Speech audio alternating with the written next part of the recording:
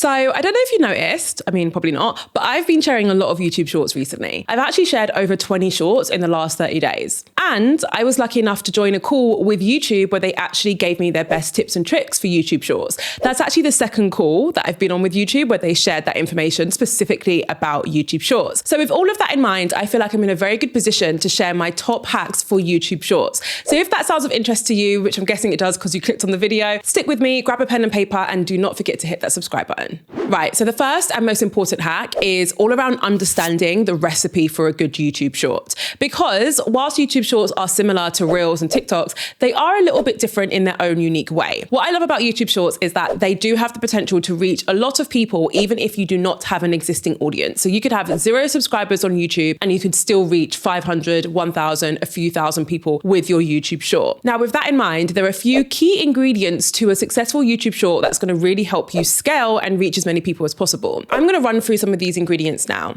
The first is that you've created a video. I know this sounds really obvious, but I don't want to see any slideshows. They do not perform well. It needs to be a video. The second is that the video needs to be high quality. So 4K or HD will do. It's not like Instagram where they recommend shooting in 4K. Either 4K or HD will do as long as it's one of the two. The next thing is that the content of the video is created for someone who doesn't know you yet. And this is where we start to get a bit tactical. A common mistake that people make with their YouTube shorts is that they create their short for their existing community, or they create it as if they're speaking to someone who already knows who they are. The thing is that your short is probably going to reach a broader audience who don't already subscribe to you or don't know you yet. So if you create something that is not designed for a fresh pair of eyes, it won't resonate with a fresh pair of eyes. So think about the contents of your video and make sure that it will appeal to a new audience. If you really want to maximize your reach, then think about making it language agnostic. I always struggle with that word, so I'm really proud that I got that nailed on the first go. And what that basically means is you create a video that doesn't require anyone to understand a specific language in order to get value from it. So it's when people do like cooking videos and they show how to create the cake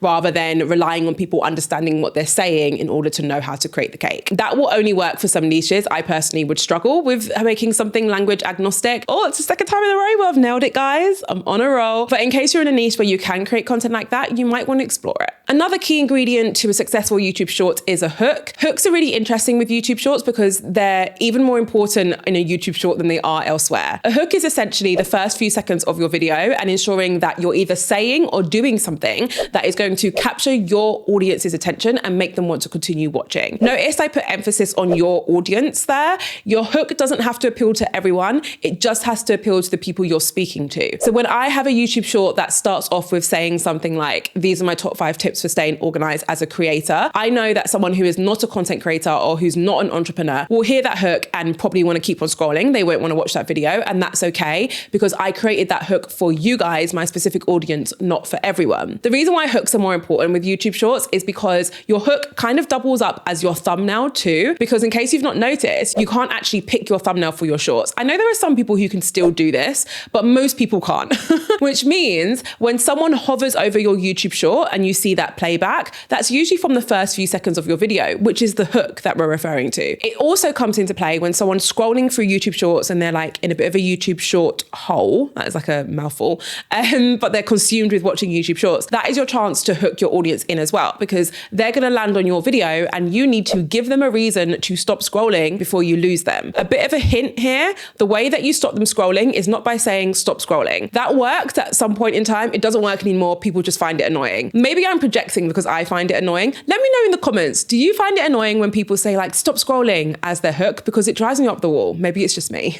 Couple other things to consider as the recipe for a good short before I move on to the next hack. Making sure that you're not sharing any content that has a watermark on it, so like the Instagram logo or the TikTok logo. Just don't do it because YouTube are probably not going to push that short out to a lot of people. Ensuring that your video is vertical format and takes up as much of the screen as possible will also help YouTube identify the video as something that is high quality and suited to that format. Last but certainly not least, make sure it's valuable in some way. So is it entertaining? Is it educational? Is it relatable? Like, what is it? What are you giving someone through this short? Make sure you're giving something of value because otherwise people probably aren't going to watch it. Okay, let's move on. So now we've got some of the basics out of the way. I want to move on to some of the more slightly complex elements to YouTube Shorts because they are a bit of a tricky beast and they are developing all the time. So something that I want to talk about is hashtags. Now, there's been so many conversations about like how to use hashtags on YouTube Shorts. So best believe that when I was on a call with YouTube and they started to tell us how to use hashtags, my ears were like pricking up as much as they possibly could when they're actually pinned back through my bandana.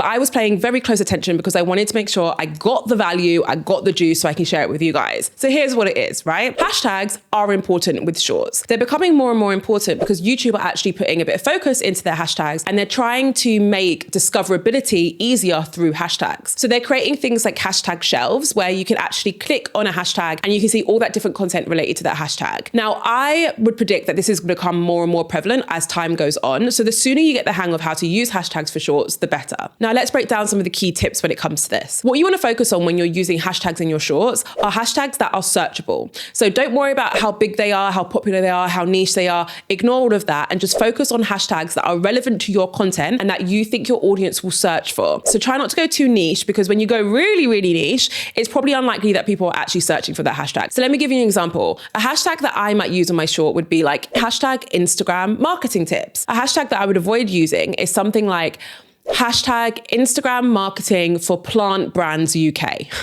Too niche. People probably aren't searching that, right? So make sure it's searchable. In terms of where to put your hashtags, this is an interesting one. You could put your hashtags in either your title or your description. Now, I recommend that you put your hashtags in your description because when you put your hashtags in your title, you're actually taking up some valuable character space. There is a character limit for your titles, and for a lot of us, we want to use majority of that limit. Now, if you're someone who doesn't use majority of that limit and you want to put some hashtags in there, go ahead. But if you're like me and you often want to use majority of that limit, then you might want to think about putting your hashtags in your description instead, because YouTube will pick up on your hashtags whether they're in your description or in your title. It doesn't matter either way. So this moves me very swiftly onto my next hack, which is all about how to actually use descriptions for your YouTube Shorts. So before we jump into this hack, I want to quickly share some free resources with you, which I feel like you're going to find really useful. There's two specifically that I want to tell you about. The first is my free guide to doubling your income as a content creator. Now, this guide will break down all of the key income streams that content creators have. It scores them in terms of ease of creation, and it gives you tips for how to get started. So it really is the only guide you need if you're looking to increase your income as a creator. The second is my new YouTube channel called The Creator Project. Now, I created this YouTube channel to host my video episodes for my podcast, which is also called The Creator Project. Now, there's one video in particular that I want you to go and watch. It's the video where I interview a YouTube partner manager. So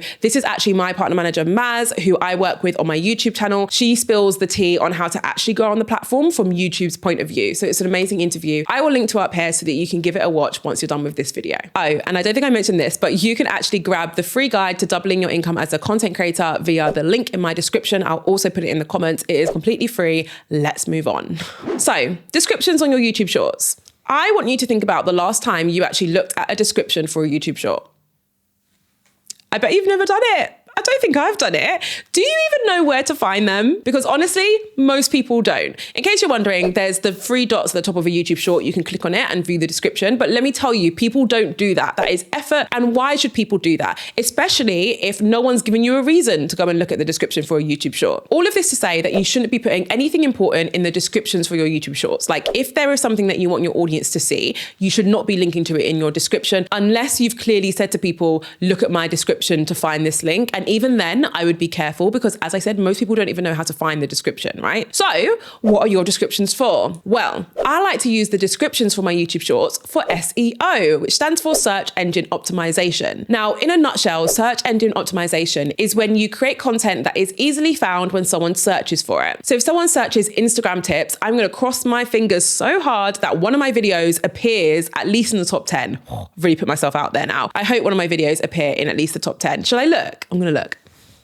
Okay, so my video is number 5. So thank God for that, because that would have been embarrassing. Anyway, the reason why my video is number 5 on that list is because I optimize all of my videos for search. In other words, I use search engine optimization. Why does this matter for your shorts? Well, YouTube is powered by Google and Google is a search platform, right? So all of that to say that the better we get at optimizing all of our content, including our shorts for search, the more likely it is for our content to appear when people are looking for it. So how do we do that? What we basically want to do is write a description description for our shorts, which describes what we're talking about. That's how far we're going to take it right now. If you want to get a whole video, like the whole lowdown on SEO, I recommend watching this video. I talk about how to use platforms like TubeBuddy to do it. Although I will say right now that I am testing vidIQ because they've got some interesting features. So stay tuned because I might have a whole video on that coming up. But anyway, what we want to do at a basic level is have a paragraph in our descriptions where we're just describing what we're talking about, because that's going to help YouTube identify the content of our shorts. And that is what's going to help optimize our videos for SEO. In addition to that, before we move on to the next hack, you might be thinking, what about tags? I'll put a screen recording on the screen so you can see what I'm referring to when I say tags. You'll actually see a little note there, which basically says that tags aren't very important when it comes to discoverability. And the call I had with YouTube, they echoed that and they said the same thing. So what I want you to use the tags for is simply writing in your name in case someone searches for your name. It increases the chances of that video coming up. And also writing down any ways that people might misspell the topic of your video. I might write down Instagram marketing with 2 M's, for example, so that if someone searches for Instagram marketing with 2 M's, my video might appear. And that's where I'm going to leave it. I'm not going to do too much more because the thing is with YouTube Shorts is that there's a lot of volume. You could be sharing a short every single day. So I don't want to add too many tasks to your plate because it's just going to make uploading a lot of shorts that much harder. Next hack, and this is a very timely hack because I think a lot of you will be thinking right now, that sounds great, but how do I even add a description? Well, that brings me on to the discussion of whether you should be uploading your video through the mobile app or through the desktop app. So in a nutshell, there are 2 ways for you to upload your short. You can either upload it using the YouTube app or you can upload it using YouTube Studio's desktop website. Now, there are pros and cons to both. So to make this easier, I'm just going to tell you point blank when you should use the mobile app and when you should use the desktop app. You should use the mobile application when you need to do any form of editing to your short, including adding music. So YouTube has their own music library and it comes with a few challenges. For example, you'll often find that some songs are only 15 seconds or 30 seconds long. And the reason for that is because YouTube may not have secured the license to have that video for a full 60 seconds just yet. So keep that in mind when you're adding music, that it can be a bit complicated and hard to find the right song, okay? But regardless of that, if you want to have music in your YouTube short, then it is recommended that you use the YouTube mobile app because then you can add music using the YouTube library. This is important because when you don't use YouTube's library and you just upload a short that has its own music, you will probably get a copyright strike. I have quite a few of these on my shorts. Copyright strikes aren't the end of the world. It just means that you won't be able to monetize your short. And that really isn't a huge deal unless you're someone who's expecting that short to really blow up and really earn you a decent income. Anyway, I would do as I say and not as I do and actually practice using YouTube's music library to avoid any issues in the future. So that brings me on to the other type of content, which is content that doesn't include any music or content which doesn't need any editing in the app. So you don't need to add any text in the app or anything like that. With that type of content, I recommend uploading it using the desktop app. And the reason why is because it is so much easier. You can bulk upload shorts in one go and you can add titles, descriptions, and tags when you do it using the desktop app, okay? That is when it becomes really easy for you to do all of those things. So I do recommend using the desktop app when you can, and that is usually when you do not have any music involved. The next hack is to consider monetization for your shorts from day dot, from early on, right? There's 2 ways that you can actually monetize your shorts, and I don't think people always know this. One way is by joining the YouTube Shorts program. The other way is by using Super Thanks. If you're not sure what Super Thanks is, it used to be called viewer applause, so I don't know if that rings any bells, but it's basically when your audience can like give you money, essentially.